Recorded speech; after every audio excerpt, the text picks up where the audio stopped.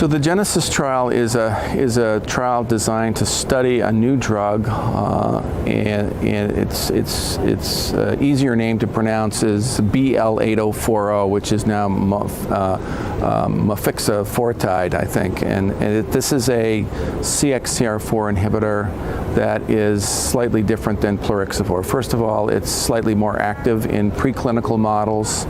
Number two, it blocks for a much longer period of time. For instance, plerixafor blocks very transiently and is washed off the receptor, so it has a very high off rate.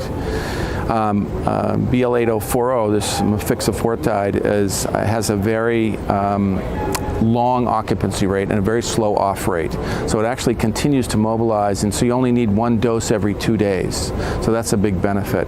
So more active, longer acting, and the goal was to combine this CXCR4 inhibitor like we did with our previous studies with plerixafor that was approved by the FDA in 2008, 2010, I can't even remember.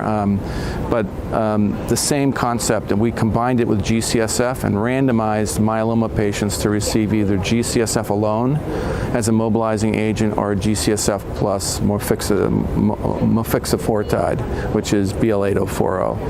And the differences between the two groups were dramatic. This was a prospective, double-blind, randomized trial, so it has all the trappings of a well-designed clinical trial. It was a 2-to-1 randomization to the combination of BL8040 and G-CSF versus the control group. And at 1 day of pheresis, 90% of the patients reached, approximately 90% of the patients reached the target of 6 times 10 to the 6 CD34 per kilogram versus only 9% in the control group. So a dramatic difference. And by 2 days, the difference was 92% to about 16%. So there was a huge difference between the two groups, and that's highly statistically significant.